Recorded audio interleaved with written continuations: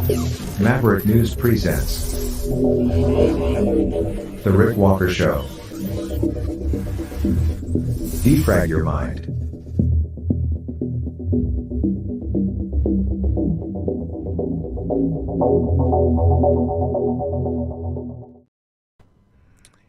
Good evening, everyone. I'm Rick Walker. Welcome back to the Maverick News channel. Lots to share with you today. It's been really busy around here, trying to stay on top of everything. Vladimir Putin saying Russia is ready for nuclear war. We have an update on that teen who was severely beaten in Missouri. Kevin Michelizzi is going to, he's prepared a report on free speech. It's been a subject of focus around here for the past, week or so. So he's done some good work and produced a feature report for us, so we'll share that with you. A billionaire plans to launch the Titanic too. A man stormed the cockpit of an aircraft in another strange incident in the air. Trump is now the official nominee for the GOP. And Robert F. Kennedy Jr. is trying to decide who his running mate is going to be. It's narrowed down. At this point, it looks like the two most likely candidates have been identified. We'll tell you who they are. We also have a new installment of Maverick Knights, our animated feature series. We'll share that with you. And that video that I'm sorry, but Cosmo is going crazy around here. Sorry about all the barking.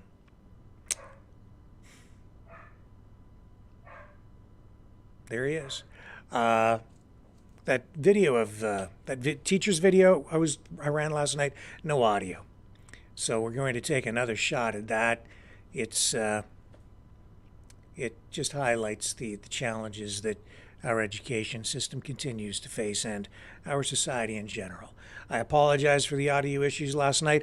I have to confess, I'm still trying to figure out what the issue is here. There are some things happening within the audio mixer and the computer settings, and they're resetting as the broadcast goes on through the evening on their own. And so it's throwing everything off, and sometimes there's no audio, other times we're getting echo. I'm going to try to monitor that on the fly tonight the best I can, but the audio coming through my headphones is not always the audio that you're getting at home. So I'll do my best with that tonight, and we'll dig into all of these stories when we come back on the other side.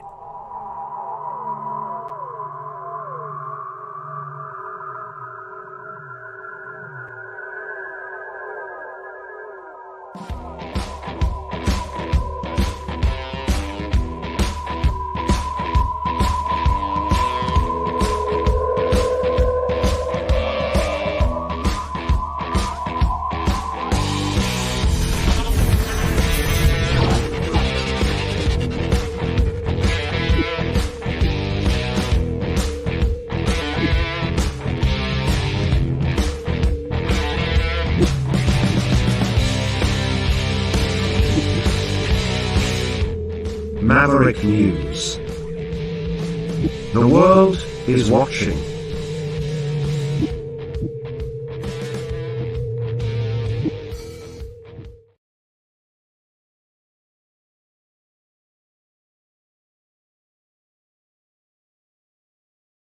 The information war is raging.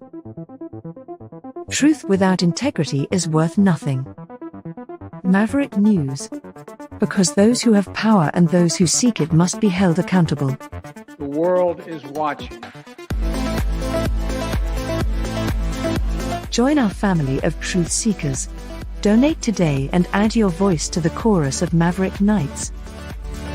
Donate at maverickdonations.com. Truth. Integrity. It's the Maverick way.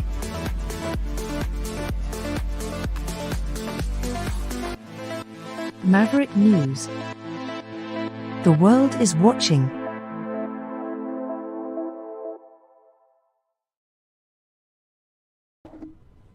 Okay, so I guess what we'll start with tonight is the story about Vladimir Putin. So he gave an interview, and I'm sorry, I'm trying to deal with a bunch of things on the fly here, so I'm a little bit behind the 8 ball, but here's what I can tell you. Some important updates involving Russia, Vladimir Putin. Strong words coming from him for the West today. He mentioned that Russia is technically prepared for nuclear conflict and is warning the U.S. that if they decide to send troops to Ukraine, it would escalate things significantly. Now, again, I've had some things kind of go awry here technically tonight, so I'm going to try and cope the best I can. Speaking ahead of this upcoming election, Putin emphasized that, because he is in an election cycle, Putin emphasized that the scenario of nuclear war was not imminent, but Russia is ready, he says, if it came to that. And he stated this in an interview with Russia One Television and RIA news agency. Putin made it clear that Russia sees the deployment of American troops to Ukraine as intervention, which Moscow won't take lightly. He also asserted Russia's claim over regions of Ukraine, which it considers as part of its territory. Now, the Biden administration has clarified that they don't intend to send troops to Ukraine, but emphasized the need for a security aid bill to support Ukrainian forces. They haven't responded directly to Putin's remarks yet. A senior Ukrainian official saw Putin's nuclear warning as mere propaganda aimed at intimidating the West. He believes this rhetoric reflects Putin's fear of losing the war, or so he says. Some would say that that's probably propaganda coming from the Ukrainian side. The situation in Ukraine has strained Russia's relations with the West, to say the least, to a level not seen since the Cuban Missile Crisis. That's pretty fair. It's probably worse right now, I would say. Despite Putin's warnings, the U.S. maintains it hasn't seen indications of Russia preparing for nuclear warfare. Now, on another note, Putin reiterated Russia's nuclear doctrine, which outlines conditions for the use of nuclear weapons primarily in response to a threat to the state's existence. He also extended an offer for talks on Ukraine, though the U.S. has doubts about Putin's sincerity in these discussions, or so they say. Recent reports suggest that Putin's proposal for a ceasefire was rejected by the U.S. The director of the U.S. Central Intelligence Agency, William Burns, has warned that, and this coming from him, without more Western support, Ukraine could lose more territory to Russia, which could embolden other global players like China. Putin has stressed that any settlement regarding Ukraine would require written security guarantees that satisfy Russia's concerns. We'll keep on following this. Anytime any of these world leaders mentions nuclear war, of course, people get very, very concerned.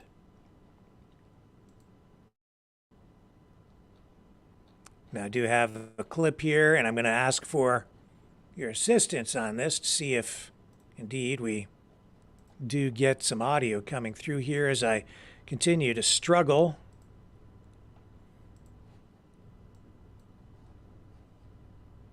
with these technical issues here tonight. Let me see if I can get you this clip. And this will be our first test of the evening of the audio system. See if it's actually working.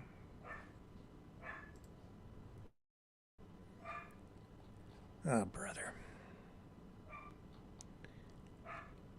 Okay, here we go.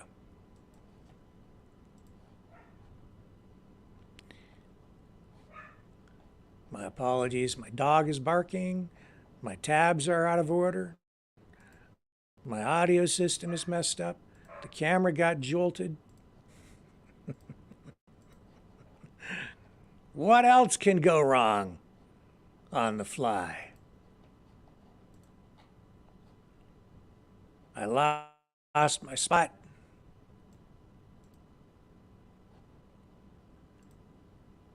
I don't even know where the clip went now. There it is right there.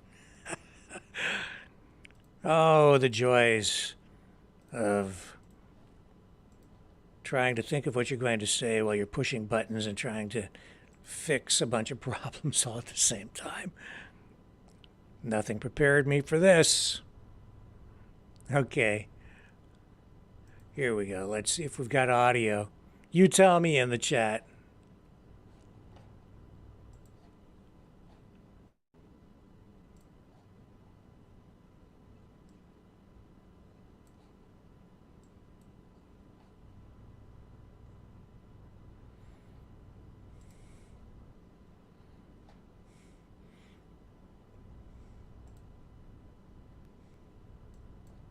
No audio. Beautiful. Perfect. I'm so glad there's no audio. Because, you know, if there was audio, that would mean everything was working properly. And if everything was working properly, I wouldn't be losing my mind. So that's fantastic. But you've got subtitles. What more do you want? What more do you want? I'll read to you. How about that? I'll read the clip. Here, I've got another way to, I'll do this. I'll tell you what, I'll do this, and I'll click on this thingy here, and I bet you we get audio now. How about this? You tell me, you got audio now? Быть к этому готовы. Мы действительно готовы к ядерной войне. Ну, с военно-технической точки зрения, мы, конечно, готовы. Они у нас постоянно находятся в состоянии боевой готовности. Это первое. А второе, Можно быть... All right, we have audio. Okay, how can you be ready for it? Are we ready for nuclear war, Вообще he можно says? быть к этому готовы. This is the interviewer, Dmitry Kiselev. Мы действительно готовы к ядерной войне. Are we really ready for nuclear war, he с asks? военно-технической точки From the technical point of view, of course, says Putin, we are ready. зрения, мы, конечно, готовы. Они у нас постоянно Missiles are constantly combat ready. This is, firstly, постоянно находятся в состоянии боевой готовности. Это первое. А второе, secondly, and this is accepted by everybody, our nuclear это triad. тоже вообще признанная вещь. Наша триада, ядерная триада, она является более Is more modern than современной, чем any любая other другая triad. триада. Таких триад только вот у нас, да, американцев. на Actually, самом деле. only us and Americans have a И мы triad. здесь And we продвинулись have гораздо advanced much more больше. У than нас them. она более современная. Our triad and the whole И nuclear element is more вся modern. ядерная составляющая. В целом, по In носителям general, if we talk about the carriers and a number of warheads, we are more or less equal. и по зарядам у нас примерный паритет, но у нас более современный. But Но это ours are знают more все. modern. Everybody knows Специалисты все this. знают. All Вообще experts можно know быть this. Alarming talk. Just the fact that we're even sitting here talking about it, it should be rattling our cage. So, and again, because we're having some technical problems here, what I'm going to do is I'm going to go to Kevin Michelizzi's report next on free speech. That'll give me a few minutes while he takes over the show for us, and he gives you his report so that I can address some of these technical things going on here, and then the show will continue after that. So this is a good report. See, we've had some issues in the chat. We've had some issues in the call-in. We've had some issues with the video call-in portion of the program. We have people complaining. I have people messaging me saying, you're not all about free speech. I have people messaging saying, oh, we won't be silenced. Okay. I hear you. And so did Kevin Michelizzi, I guess. He didn't, I don't know if he did this for us specifically because of the questions surrounding free speech that we've been running into. But it's timely, so we're going to run it. We'll get right into it when we come back after this.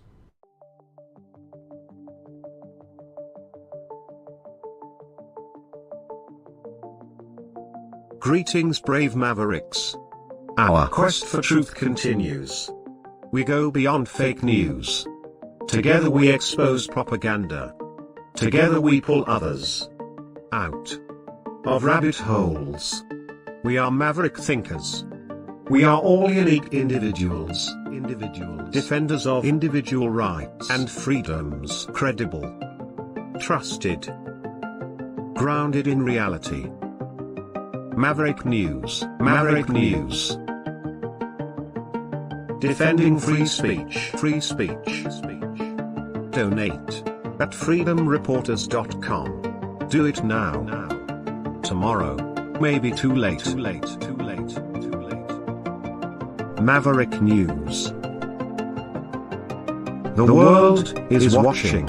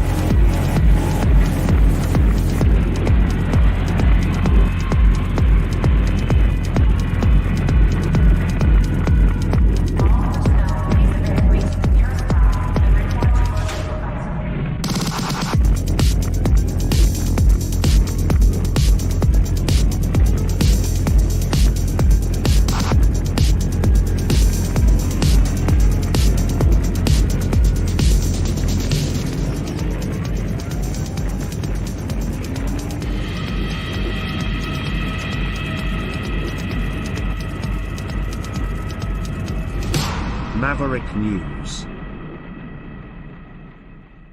The world is watching. Okay, again, yes, we're going to get into this report with Kevin Michelizzi here now. Here it is here. And again, if you have, let's just, I'm going to monitor the comments here. And if you tell me if you have audio on your end, please. And I'm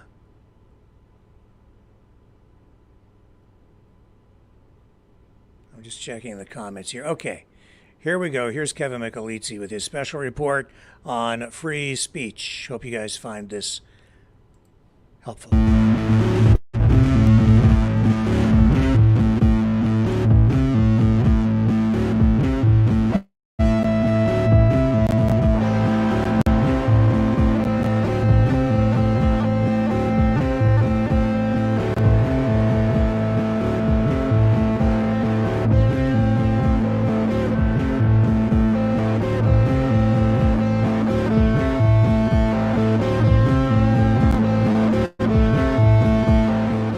Hello, everybody. Welcome to an episode of InfoWars Press. This is not something I normally would do a video about, but it does pertain to propaganda, and it's something that is coming up a lot lately, and that's freedom of speech. What is freedom of speech? Does it allow you to say absolutely anything you want, regardless of how it affects other people? No. And people will point to the U.S. Constitution in the United States in particular. Many countries have the same constitutional rights guaranteed, such as Russia, India, the UK. But it doesn't apply to every word that you speak. In fact, not all of your speech is legally protected by the US First Amendment or any other country's right of free speech. Rather, it applies to certain forms of expression, which include written works, online posts, movies, television, symbolic speech like wearing an armband, donating to political campaigns, or liking something on social media. So essentially, freedom of speech protects you from government censorship, not how somebody reacts to what you've said.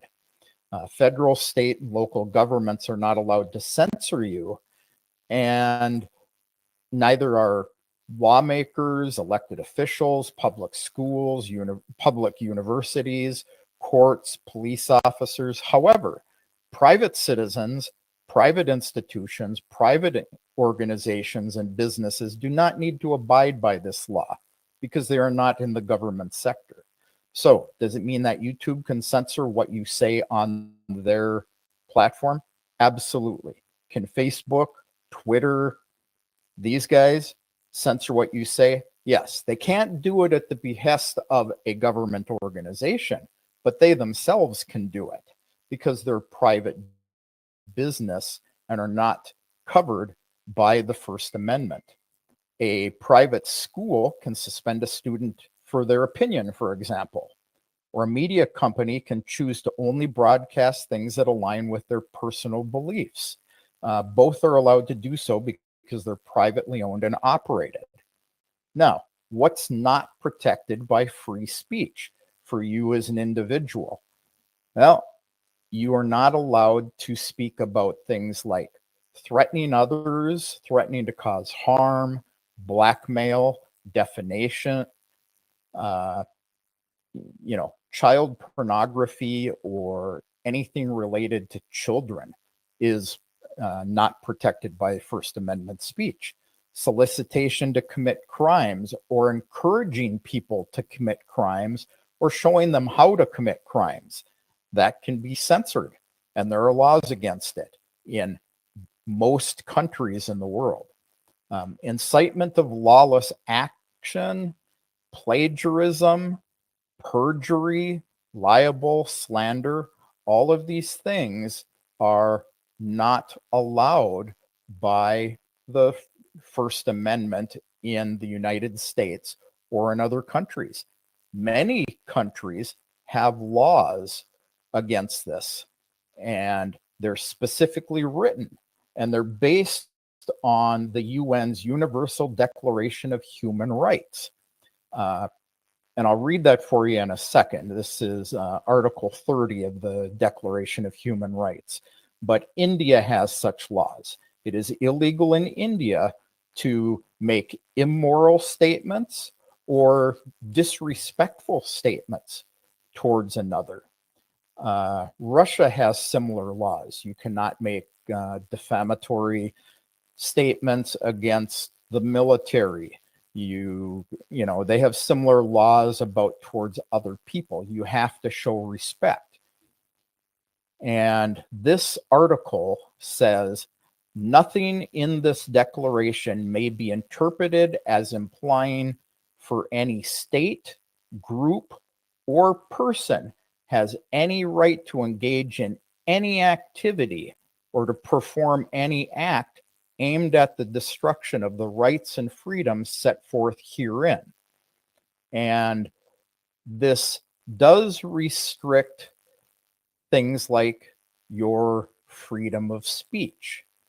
It is kind of in an abstract way, but the clause does apply to freedom of speech. because freedom of speech is a fundamental right to the proper functioning of a democracy. It is itself subject to restrictions of both types in different legal texts to safeguard that same democracy. How does a country or a community function properly?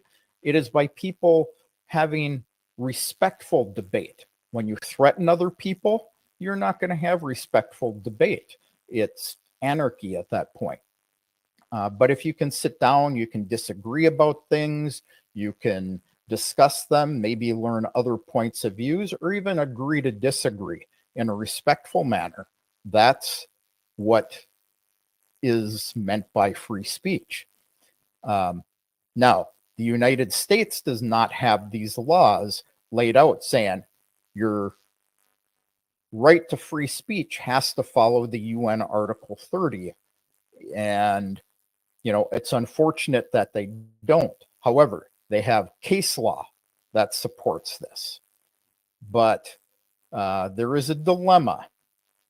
Freedom of speech as a fundamental right for proper functioning of a democracy where everyone has the right to express themselves, or limit or restrict expression that may jeopardize that same democracy. So, you know, you have to be respectful of other people. That's really what it comes down to.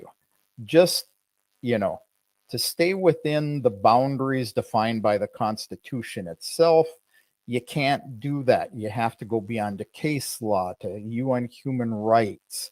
And, you know, you have to be considerate of other people. So another thing to look at is the International Covenant on Civil and Political Rights. And this is in the 19th and 20th articles. The 19th article says, everyone shall have the right to freedom of expression. That right shall include freedom to seek, receive, and impart information and ideas of all kinds, regardless of frontiers, either orally, in writing, or in print, in the form of art, or through any other media of his or her choice. The exercise of the rights provided for in the previous paragraph, paragraph 2 of the article, carries with it special duties and responsibilities. It may therefore be subject to restrictions, but they shall only be such as provided by law and are necessary for the respect of the rights or reputations of others, and for the protection of national security or public order or public health or morals. Article 20 says any propaganda for war shall be prohibited by law. I think we have some Western governments who need to learn from that. And any advocacy of national, racial, or religious hatred that constitutes incitement to discriminate, hostility, or violence shall be prohibited by law. And the difference between opinion and speech hatred could not be more clear and distinct. An opinion is protected by law by the right of freedom of speech. Let's have the European Convention on Human Rights, and it's real explicit in this matter. Article 10, Section 2, the exercise of these freedoms, since it carries with it duties and responsibilities, may be subject to such formalities, conditions, restrictions, or penalties as are prescribed by law and necessary in a democratic society in the interests of national security, territorial integrity, or public safety, for the prevention of disorder or crime, for the protection of health or morals, for the protection of the reputation or rights of others, for preventing the disclosure of information received in confidence, or for maintaining the authority and impartiality of the judiciary. So, you know, free speech does not cover everything you say. Be respectful of others when you give your opinion. And if somebody tells you that they do not welcome your input or your opinion on something, you have to respect that as well. So that's all I have to say on this subject.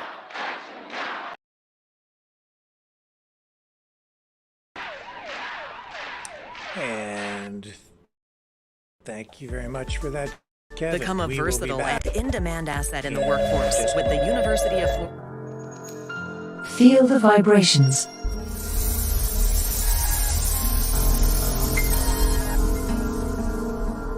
Our quest continues.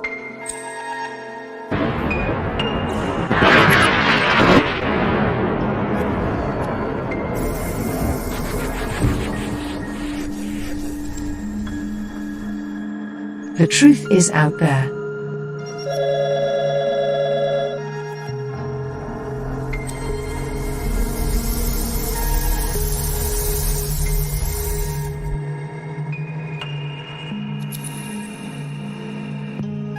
We are Mavericks.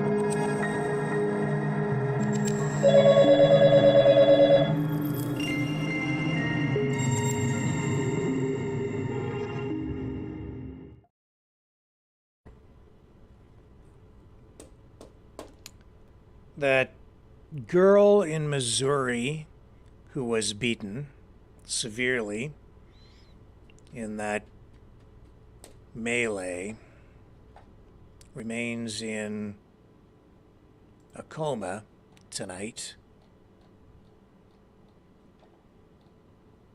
A GoFundMe has been set up for Kaylee. That's her name. No last name released at this time. She is, of course, a minor, so certain protections are in place for the young girl. I'll show you the GoFundMe. It has now reached over $100,000, which is good news. The extent of her injuries not entirely known, but we do know she remains in a coma. She's suffering from a brain bleed. She may have suffered brain damage. In fact, it appears highly likely that that's the case. How severe that damage is won't be known until she regains consciousness, and hopefully she does. She's honestly fighting for her life. This is the GoFundMe.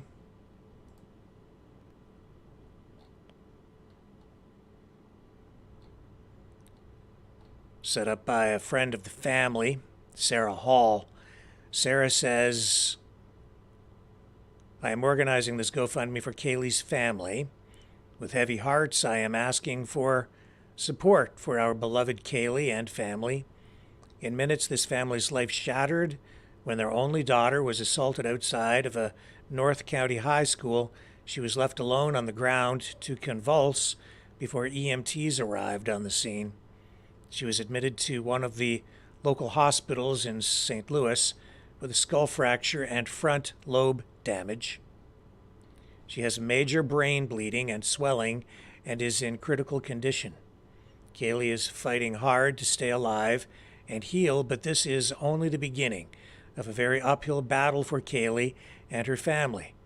We will not know the extent of the brain damage that has occurred until she wakes up, but the path to recovery will be extremely hard on the family, not only mentally but financially.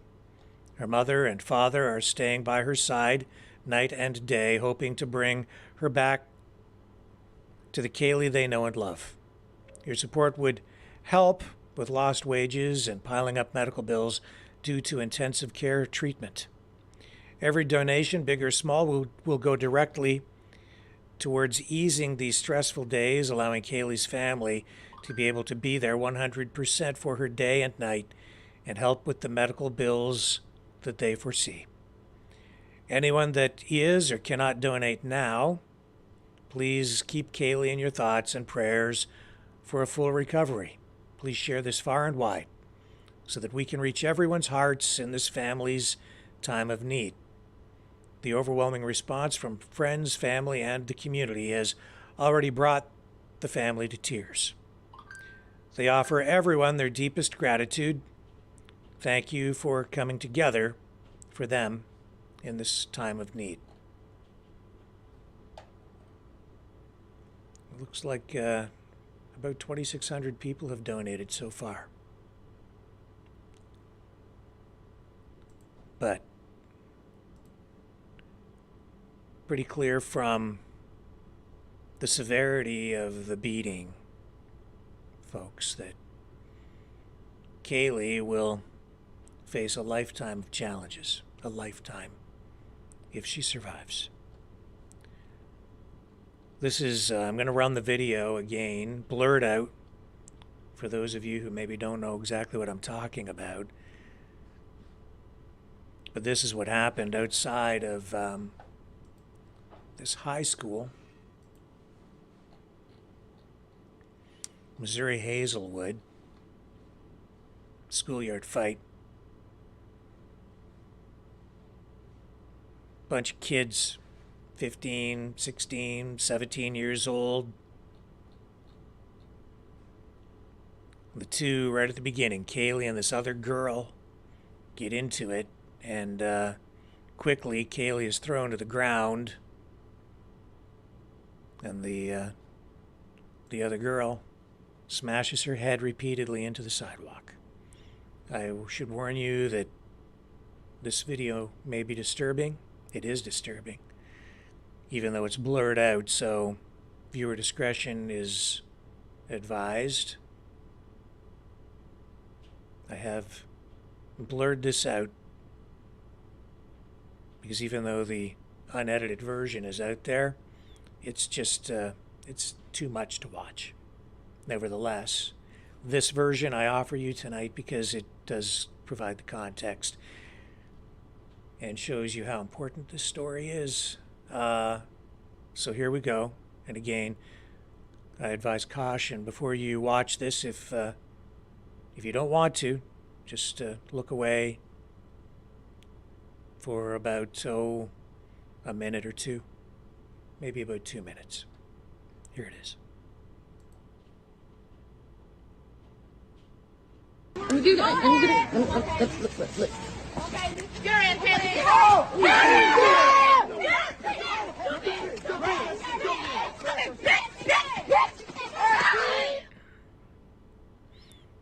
I took the audio out of there because of the sounds were too much.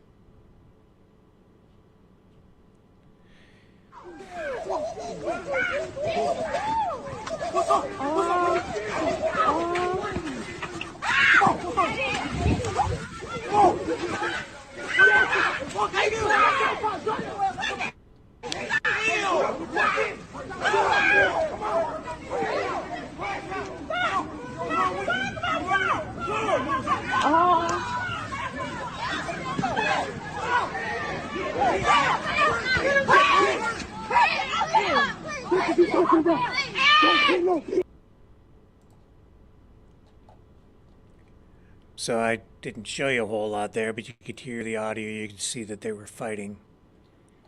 And, I hope that helps. Missouri's Attorney General says the juvenile system needs to be reformed. A 15-year-old girl has been arrested, facing charges in connection with this, but the Attorney General says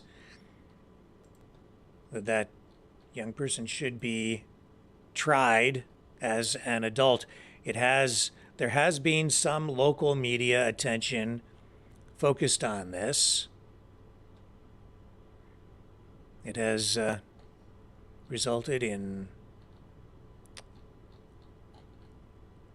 some television coverage and also some coverage on local radio. This is, I believe we have here now a clip of the Attorney General, Andrew Bailey, on local radio, at the local radio station there. I think it's Wake Up Missouri is the name of the program. So I think he addresses the whole issue here. We'll dip into this for just a moment. I tried to vet this previously. I got through a little bit of it, and I think that what we're going to hear at this point is relevant Here we go. Fighting with the American people. If we don't have a border, we don't have a country. That's why we're fighting so hard to make Biden do his job. General Bailey, I appreciate you joining us. We'll certainly keep an eye on that as well. I want to turn our attention to a story you tweeted about over the weekend, and we've reported on it. Just a horrific incident near the Hazelwood East High School. A girl's head several times slammed in the concrete. The video, it's very loud. You can hear it. Reports are that she is in critical condition. And you issued a statement on Twitter. I'm going to read it to you. I'm going to have you elaborate. Quote, "This evil, in complete disregard for human life, has no place in Missouri or anywhere. I am praying for the victim. The criminal should be charged and tried as an adult. If the victim dies, that offense should rise to a homicide." End of quote. General Bailey, your thoughts on that? You watched that video. What your take? Look, this is horrific, and we're seeing this happen more and more across the state where juveniles are committing violent crimes. In Kansas City, after the Kansas City Chiefs won the Super Bowl, there were juveniles involved in a shootout. They were well-armed juveniles involved in a shootout at the Chiefs celebration parade. And now we've got a youth in St. Louis on video, repeatedly slamming the head of a victim into the concrete, resulting in serious physical injury. We have got to reform our juvenile system to ensure that these sorts of issues are addressed. Look, if you track the numbers over the past 5 years, the number of youth committed to the Division of Youth Services for treatment under our juvenile system has plummeted to the point that the state of Missouri has had to close and shutter multiple DYS facilities. So the courts aren't doing anything about the juvenile crime.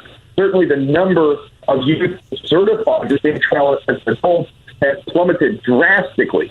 And that number, if anything, should have gone up solely for the fact that several years ago, Missouri raised the age from 17 to 18. The question at a certification hearing is, can the problem be addressed in the juvenile court? If not, do we have to send it to adult court? So there are just fewer services in that age range between 17 and 18, which thereby should result in more certifications, and we're seeing less. So it's time for juvenile court reform. And, I'm going to be following this case closely, and I think there needs to be some accountability in our juvenile system. People are starting to notice, and it's causing problems across the state of Missouri. General Bailey, I have to ask you, in the wake of Jennifer Crumbley, the mother of Ethan Crumbley, that school shooter in Michigan, who was found... Okay. Thank you for keeping me up to date there on the status of the audio as well. So that's very helpful. We'll continue to dig into this story as needed. Now, Missouri is not the only place with some problems. Even in Toronto, as we saw just yesterday, there was a shooting involving a family with multiple deaths. Let me just bring you up to date here now. We have new information coming out about this family, which was at the center of this daylight shooting in Regent Park. Yesterday afternoon, it happened near the corner of Dundas and Parliament. Happened around 1:30 in the afternoon. Left 2 men dead and a female with non-life-threatening injuries. Now, we do know that Ngozi Kongolo and Didier Kongolo are now identified as the victims, that through court documents. And the woman who was shot and injured in the incident is the mother of the person who is accused of the crime. Toronto police have announced that 23-year-old Benedict Johnson Kongolo is facing 2 counts of first-degree murder. He has been remanded into custody. He will appear in court again. He has been arraigned and will now appear in court again March 20th. He's the only person facing charges. No other suspects. Police say They arrested him just a short time after the shooting. They chased him, caught him, took him into custody. And this obviously seems to have something to do with some sort of family dispute or something, but beyond that, we just don't have any other details, and we likely won't get any other information on this until it goes to court and the details are revealed as evidence is presented. I expect publication bans to remain in place until the trial.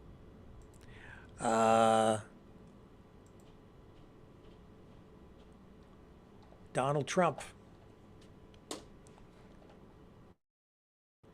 has made history. He is now the third. I think he's the first one to win the GOP presidential nomination 3 times. He is now the Republican Party's presumptive presidential nominee. He crossed the threshold of 1,215 delegates last night after winning elections in Georgia, Mississippi, Hawaii, Washington,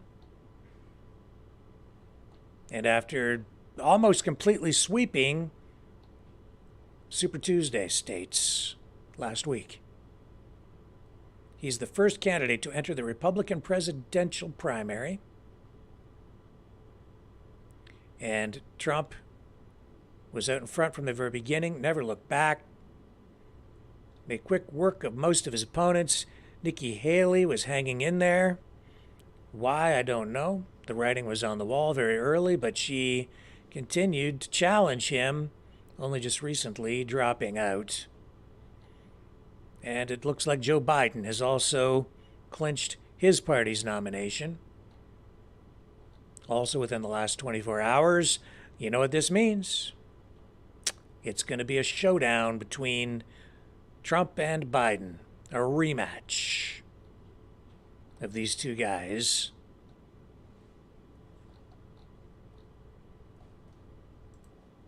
And waiting in the wings is Robert F. Kennedy Jr. So he's a factor in there. What kind of impact will he have? I don't really quite know.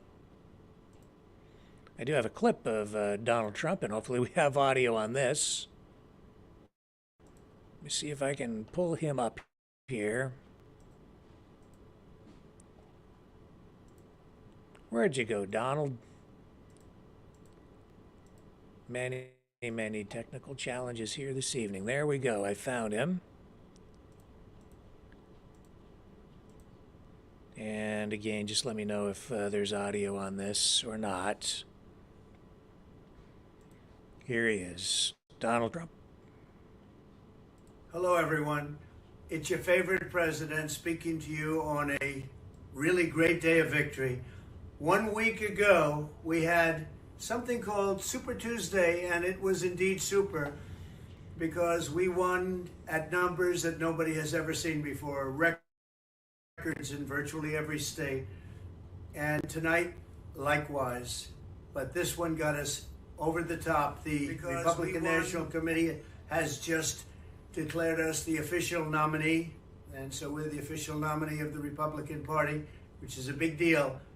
But most importantly, we now have to go into victory because our country's in serious trouble. Every state. We have millions and millions of people flowing in. We have no respect on the world stage. What we say doesn't mean a thing anymore. And to have that happen is unthinkable. We have an economy that outside of certain little areas is doing very poorly. And we have something very, very important. We have a United States military that has to be taken care of. Again, this was a great day of victory. Last week was something very special, Super Tuesday. But now we have to get back to work because we have the worst president in the history of our country. His name is Joe Biden, sometimes referred to as Crooked Joe Biden, and he must be defeated. Our nation is failing. We're a nation that is in serious decline. We've never had a situation like this where we're not respected, we're laughed at, we're considered almost a joke. We're going to turn it around. We're going to drill, baby, drill. We're going to close our borders. We're going to do things like nobody's ever seen before, and we're going to make our nation's economy be the best ever in the world. We had the best economy ever just a short while ago, and we're going to have that again. We're going to have people come into our country, but they're going to come in legally, and we're going to get your energy costs down by numbers that nobody would have said even possible. We have some sections of this country that are paying the highest numbers in the history of our country and among the most expensive energy anywhere in the world. And yet we have more liquid gold, I call it, under our feet than any other nation. Just 3 years ago, we were energy independent, and now we're going around begging for energy. So we're not going to have that anymore. We're going to have a strong country. We're going to have a respected country. We have to win an election, and we should win it by a lot, because there's never been anybody worse at doing that job than Joe Biden. So we're not going to take time to celebrate. We'll celebrate in 8 months when the election is over. November 5th, I believe, will go down as the most important day in the history of our country. So start thinking about it. Start thinking about your vote, because this vote is going to be the most important vote you've ever cast. And again, for this evening and for last week and for all the weeks before, for the tremendous success we've had in this primary, I want to thank everybody. But much more importantly, we have to get to work to beat Joe Biden, the worst administration, the worst president in the history of our country. They are destroying our country, and we're not going to let that happen. Thank you very much. Donald Trump taking a victory lap. We'll see where it goes, especially with RFK Jr. part of the equation. And we have seen from the RFK Jr. campaign team references to who his running mate might be. And the two people that it appears are getting the focus now are Jesse Ventura, former wrestler, and Aaron Rodgers, the football player.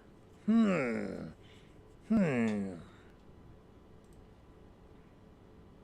I know that they were talking to Tulsi Gabbard as well, and some others.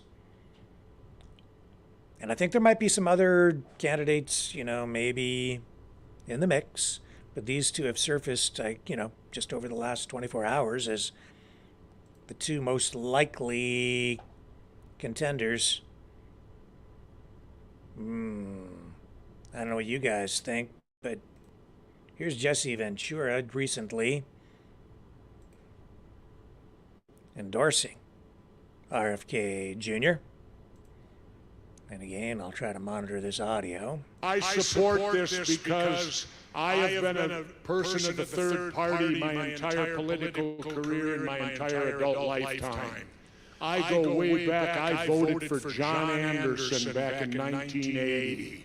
For those of you that are old enough to remember that. Junior. So I have been a third party person my entire life. I support the third party movement.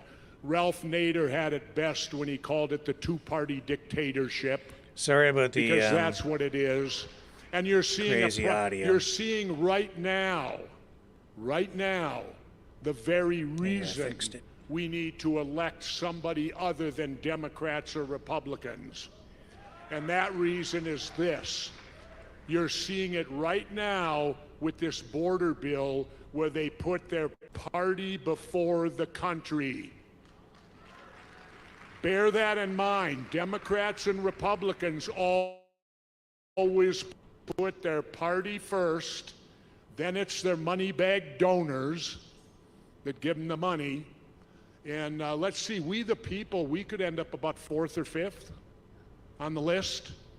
But rest assured, it's their party first, not the country. And you're seeing that right now. They could pass this bill, but they're not doing it. Why? Because of party politics and election coming this fall.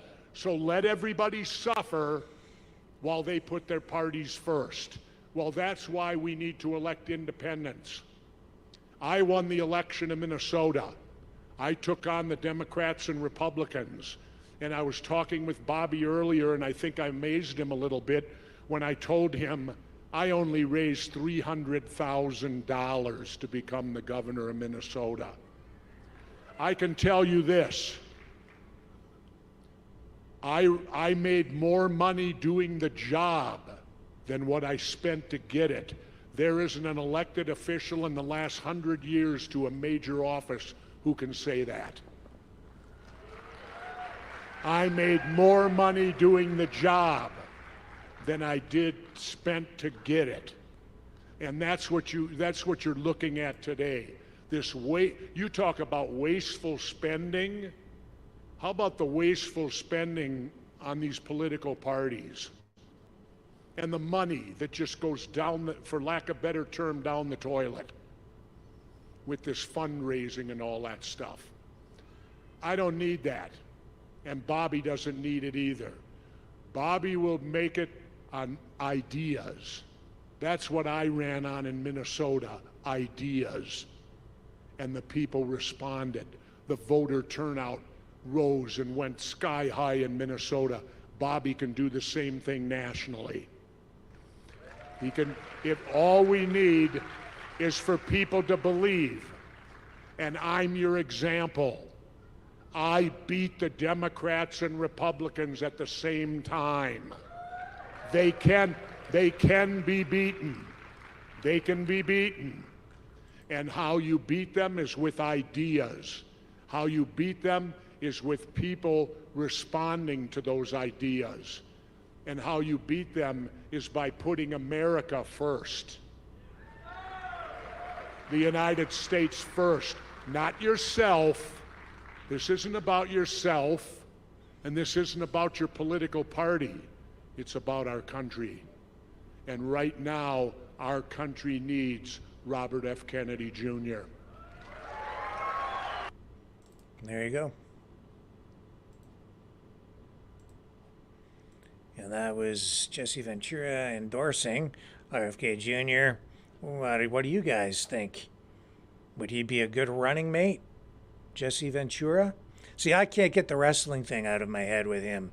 I have a hard time getting by that. So for me, he's been typecast, pigeonholed. It has become, for me, it's just stuck in my head. Or Aaron Rodgers, the football player. Again, the baggage he brings with him, I have a hard time getting past that. Just look in the chat here. Tell me what you think, and I'll just respond. Anybody have any thoughts on Jesse Ventura or Aaron Rodgers? I think that the campaign might be interested in what you guys have to say tonight. And David Moodry says Aaron Novaks, yes. So that's, I think, a thumbs up from David on Aaron Rodgers. Just looking in the chat here. Not too much in terms of feedback here yet. Don't know much about Ventura, says Lindy. Yeah, he was a professional wrestler and has some political experience, as you just heard. Me, both of them, I just have a little bit of trouble wrapping my head around either one of them myself. But Ventura has had some success politically.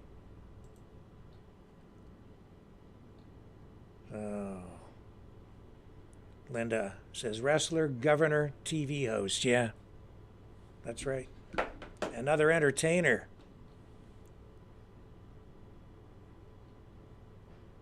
Navy SEAL says Rab 777.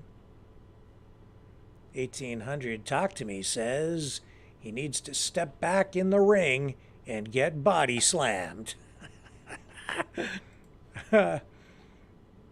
Yeah, that's the thing. That's the thing about these guys. It just seems like it's entertainment focused. And I do sometimes feel like we are just watching a movie. I'll be right back. Feel the vibrations.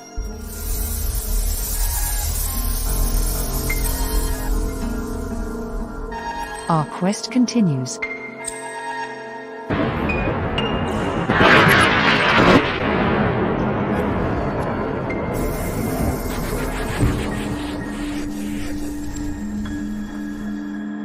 The truth is out there.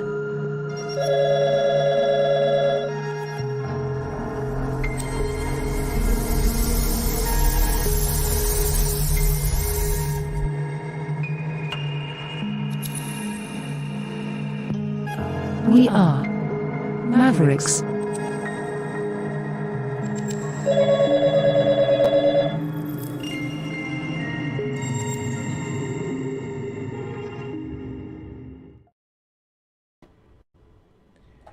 So, things just continue to stay weird. They got weird, they stayed weird, they're still weird.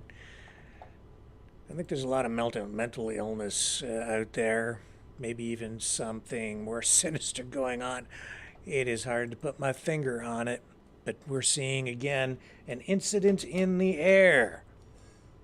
A 19-year-old student was flying on Alaska Airlines on a flight from California to Virginia last week.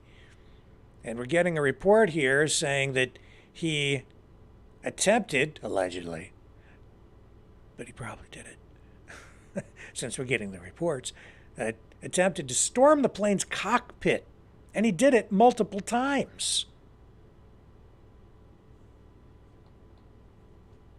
So according to this report filed by a federal air marshal,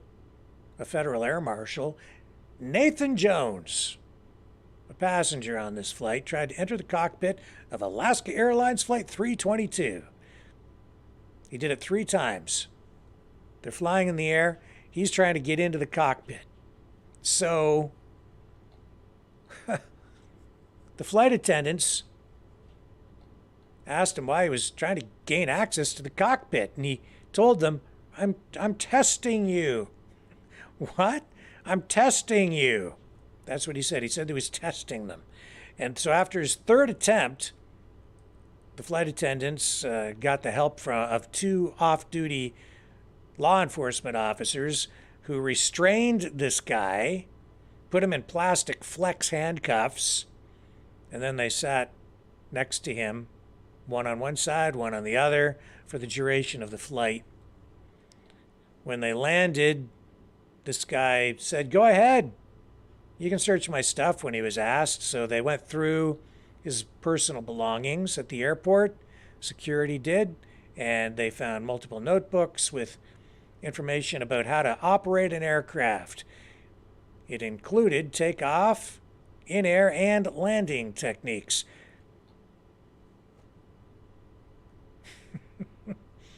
I shouldn't laugh. This seems pretty serious. We've had several incidents like this, including some, like, people doing crazy things on airplanes. Remember the pilot who was off duty but was flying in the cockpit? And with the crew, he wasn't actually flying the plane, but reached for the levers to try to shut the engines down.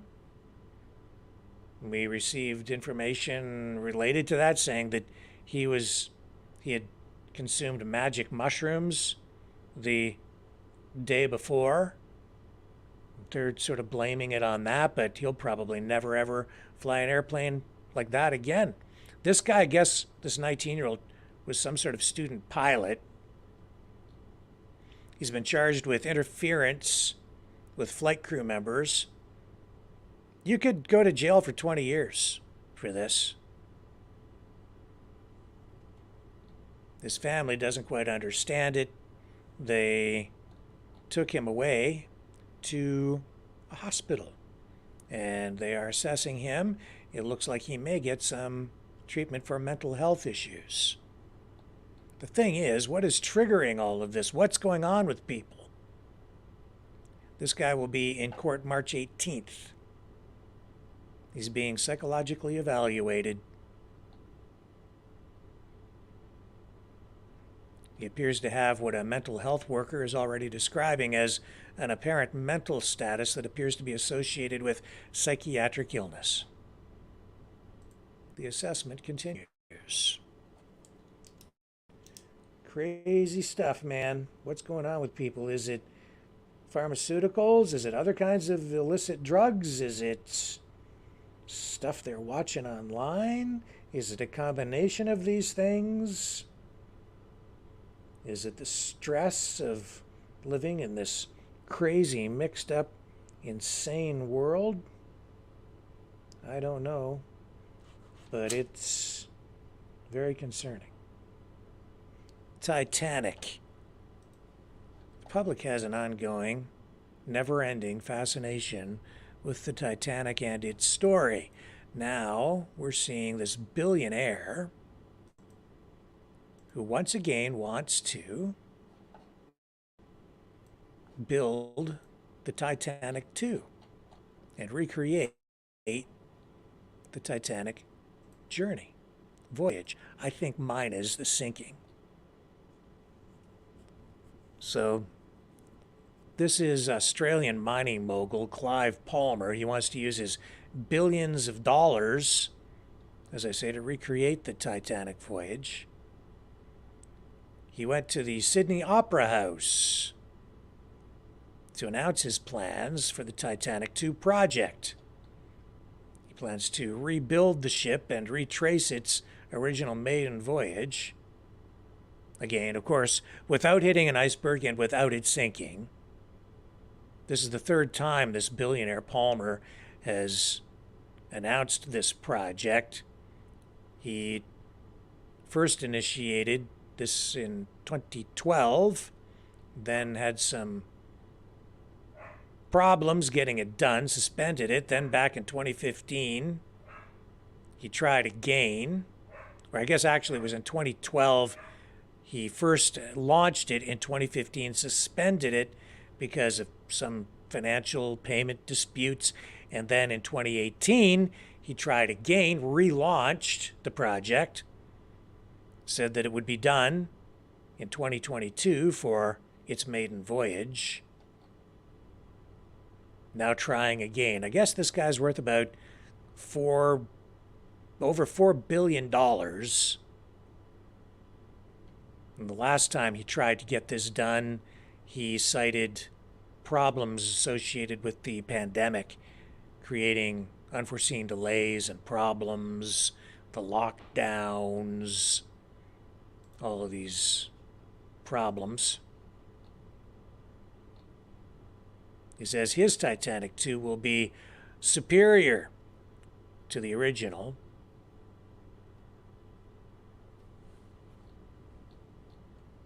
So we're going to watch this one. Pretty cool. But there's something creepy about it too, and haunting, if you will. I just don't know. Titanic was like this gigantic ship. For many, it was like romantic. It was described by many as the ship of dreams. And then on its first voyage, the ship that they said couldn't ever be sunk hit an iceberg and went down. And so much has happened around that story since then. We saw that commercial submarine, which was taking people down to look at the wreckage, and then it imploded, killing all the people on board. There's so much tragedy that is associated with the Titanic that I don't think I would want to. I don't think I'd want to take that trip. I don't know, man. Like, Do you think they would sell the tickets? My goodness. Who would want to go on that? I bet you they sell out. There are probably so many people that want to do that. What do you think? Would you guys go? Would you go on the Titanic too? On the maiden voyage? On the same route?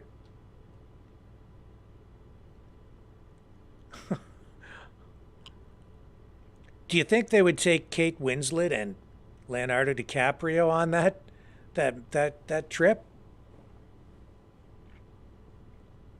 Would they? Now that would generate a lot of excitement. I bet you a ton of people would. I bet you the ticket prices for that would be just astronomical. People would pay huge money, I bet, to be on a trip like that with those two actors aboard. Talk about marketing. But me personally, no thanks. I would not want to tempt fate. Not for that. Chances of it going down, pretty slim. But, not me. Let's watch this report out of Australia. See what the mainstream media is saying about seeing how they're handling this tonight. And again, we'll... is it going to play for us? Eccentric billionaire Clive Palmer has relaunched his plans to build the Titanic 2 for the third time in just over a decade. He's promising to build it far better than the ill-fated original, calling it a ship of love that will be a symbol of peace. This is an epic love story between the ill-fated Titanic and our own larger-than-life billionaire. I was dreaming last night, coming to Sydney, launching the Titanic, and I thought I was out there at sea, and I woke up and I realised I was in my bed. But Clive Palmer was ready to refloat his boat, the Titanic 2, for the third time since 2012. Back then... Well, I think we all are passing through life, you know. But of course this ship benefits by modern radar, satellite navigation, air conditioning, proper power plant, a welded hull. So there's just no way to... No. Eccentric billionaire Clive Palmer has relaunched his plans to build the Titanic 2 for the third time in just over a decade. He's promising to build it far better than the ill-fated original, calling it a ship of love that will be a symbol of peace. This is an epic love story between the ill-fated Titanic and our own larger-than-life billionaire. I was dreaming last night, coming to Sydney, launching the Titanic, and I thought I was out there at sea, and I woke up and I realised I was in my bed. But Clive Palmer was ready to refloat his boat, the Titanic 2, for the third time since 2012. Back then... Well, nothing's unseen. We all are passing through life, you know.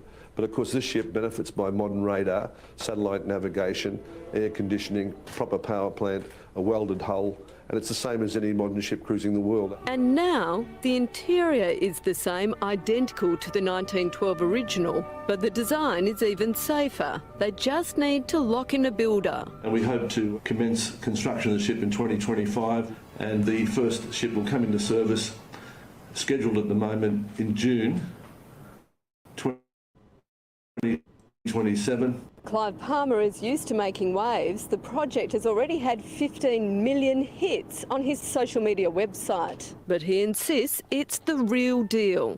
You'll be able to have Irish stew, you'll be able to go and do dancing, you know, on the decks. And of course, you know, when you're about one day out of New York Harbour, everybody was deloused. So we'll have a delousing time for you as well, you know. You can just strip off into your underpants and be disloused in front of another 2,000 people. Won't that be fun? It's going to be the real experience. It'll be the real experience. It'll bring you back to what it was really like, right? When your dreams are this big, they're worth holding on to. I'll never let go. I promise. Ali Donaldson for 10 News First. I guess we'll find out soon enough. Yeah, no. Not going on the Titanic 2. Not me. Not me. No thank you. You know what else is sinking? Justin Trudeau's popularity. Boy, it's just like, you know, you remember back when he was first elected? He was like the darling of the media. Young women, old women, all the women were swooning over him. Ooh, look at his hair. Look at his fancy socks. Well, the bigger they are, the harder they fall, right? So now the Auditor General's office has fired 2 employees, government employees, for taking government contracts on the side.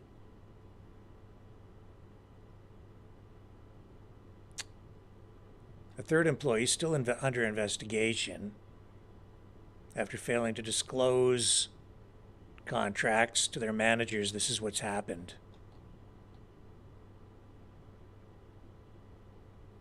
You know, during the pandemic, there were all these government contracts flying around. Money was flowing. Pretty clear at this point that the gravy train was was running full steam ahead. And you know, you've got that ArriveScan app scandal, and now we've seen now we're seeing that the Attorney General, or sorry, the Auditor General, firing 2 employees for taking government contracts on the side while collecting their regular paycheck. So they're working for the government, then they take another contract to do some other work. It's a conflict of interest, I guess, and now they've paid a big price. And Trudeau today saying, quote, "We have seen the procurement processes and contract processes within the public service are sometimes unacceptable." Yeah, no kidding.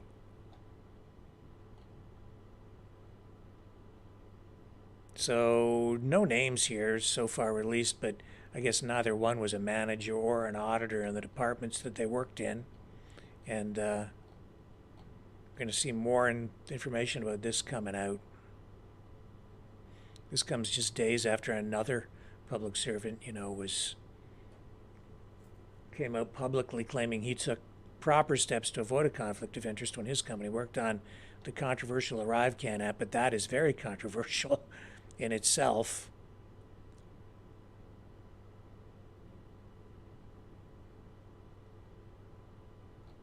We've got this company that was set up by this guy, David Yo. His company name, I guess, is Dalian Enterprises.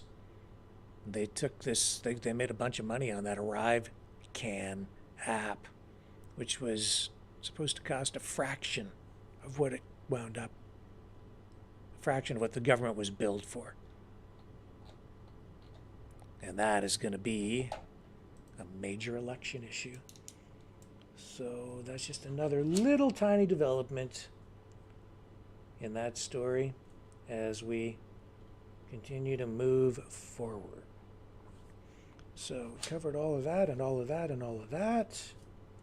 Oh, I also saw tonight that Alberta Premier Danielle Smith in Canada is saying that if Trudeau would just fire Canada's Minister of Environment and Climate Change, Stephen Guilbeault, then the relationship between Ottawa and the province of Alberta, which is Canada's oil-producing province, that the relationship there could be reset. A lot of bad blood there between Guilbeault, climate activist, climate extremist, I would say, arrested at times for his climate activism before being elected to government.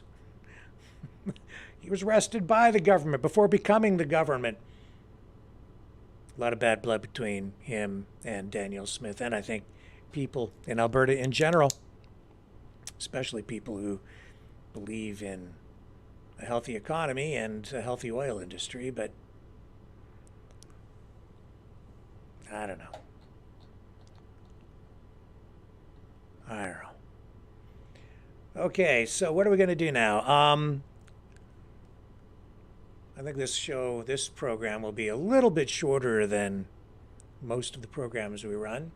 What I do want to do is take a little break. We're going to come back on the other side with a new episode of Maverick Knights. It's part 2 of the mind control episode that we produced and showed here about a week ago. Where a small group of Maverick Knights go rogue, their minds controlled, and they are they're on the path to evil. But can they be saved? That's the question. Well, we'll get an update in this new episode, this new chapter in the mind control series of Maverick Knights on the other side.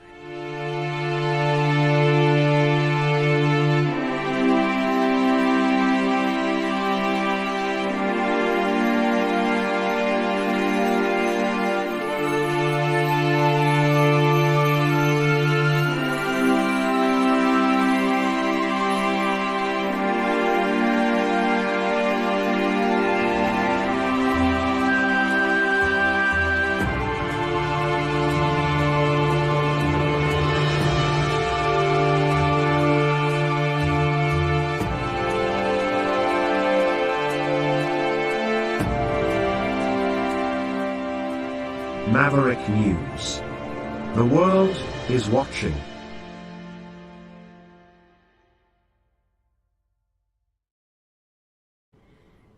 Okay, I'm back, and are you ready? Here we go.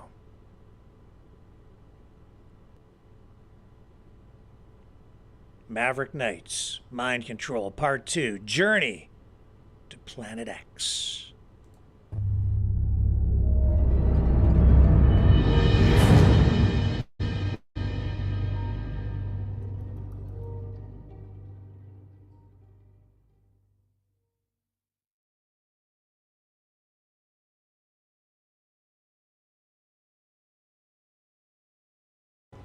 A band of once good but now rogue Maverick Knights, still under mind control, have been transported from a globalist cyber bunker to Planet X by Draco, the King Lizard Man and interstellar globalist. On Earth, Super Maverick Knights Sir Kevin and Lady Lori develop Electromind, a mind shield, and plan a rescue mission using this new defensive technology. Good Knights turned rogue under mind control, captured by evil globalist supervillain Draco the Lizard Man, in a secret globalist cyber bunker. Draco transports the rogue Knights to Planet X, where humanoid lizards plan to eat their brains and forever twist their minds with Neuralink technology. On Earth, Sir Kevin and Lady Lori the Super Knights plan a rescue mission. In this cliffhanger, the Earth appears doomed. As the Super Knights, Sir Kevin and Lady Lori, gathered their allies and prepared for their rescue mission, the fate of Earth hung in the balance. Draco the Lizard Man, the evil globalist supervillain, had successfully transported the mind-controlled rogue Knights to Planet X, a mysterious world ruled by humanoid lizards with sinister intentions. With their advanced Neuralink technology, the humanoid lizards planned to consume the brains of the captured Knights, forever twisting their minds and turning them into loyal servants of Draco. If successful, the consequences for Earth would be catastrophic, as the rogue Knights possessed immense power and knowledge that could be used against humanity. Undeterred by the seemingly insurmountable odds, Sir Kevin and Lady Lori devised a daring plan. Utilizing their own advanced technology and enlisting the help of their trusted allies, they set off on a perilous journey through the cosmos to reach Planet X. Meanwhile, on Planet X, the rogue Knights found themselves imprisoned within a high-security facility, their minds clouded by Draco's mind control. As they awaited their grim fate, their inner struggle against the mind-altering effects intensified. Deep down, the remnants of their noble hearts yearned for freedom and redemption. Back on Earth, the situation grew dire. Draco's globalist cyber bunker, hidden from the prying eyes of the world, continued to operate in secrecy, furthering his nefarious plans. The fate of humanity rested on the shoulders of Sir Kevin and Lady Laurie, as they raced against time to rescue the rogue knights and thwart Draco's malevolent schemes. With each passing moment, the tension mounted, and the Super Knights' determination grew stronger. They knew that failure was not an option. The fate of Earth and the lives of countless innocents depended on their success. As the cliffhanger unfolded, the Earth appeared to be on the brink of doom. The Super Knights faced their greatest challenge yet, pitted against an enemy who seemed unstoppable. But their unwavering resolve and the power of their bond would be put to the ultimate test in their mission to save the world and rescue their fallen comrades. Will Sir Kevin and Lady Laurie succeed in their rescue mission? Can they overcome Draco's mind control and the formidable forces on Planet X? The fate of Earth hangs in the balance, and the answers lie in the next thrilling chapter of their epic adventure.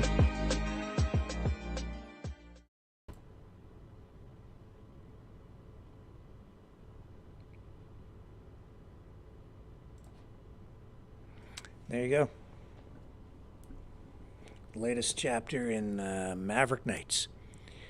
Well, folks, given the technical challenges that I'm facing here tonight, which are probably even greater than you might think, based on what you're seeing here, we're going to kind of wrap things up there tonight. I did want to run that video from the teachers in Western Canada, but I'm going to hold off on that to make sure that I get it right, because there was no audio on it last night, and I don't want to do that again.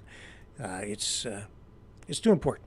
So we'll hold off on that, and we will hopefully get that to you tomorrow evening. That being said, just a reminder, you can support the program if you are so inclined, if you like what we do, by donating at maverickdonations.com. You can also support us over at freedomreporters.com. We do have t-shirts and long sleeve shirts with the Maverick News logo embroidered on it. So $30 or more and I'll send you a t-shirt, Maverick News t-shirt, or a Exile the Knights of Malta t-shirt. Your choice, any color you want, as long as it's black. Just tell me what size you need. And we also have these long sleeve embroidered Maverick News shirts as well. Please like, share, subscribe. Subscribe over on Rumble. That's where we need you to go. And yeah, we're running over on YouTube as well, so you can subscribe there. But we're trying to just focus a lot on Rumble. I'll be back tomorrow night, folks, 6 p.m. Eastern Standard Time. Thank you, everybody, for spending your time here tonight. A privilege. Catch you on the flip side.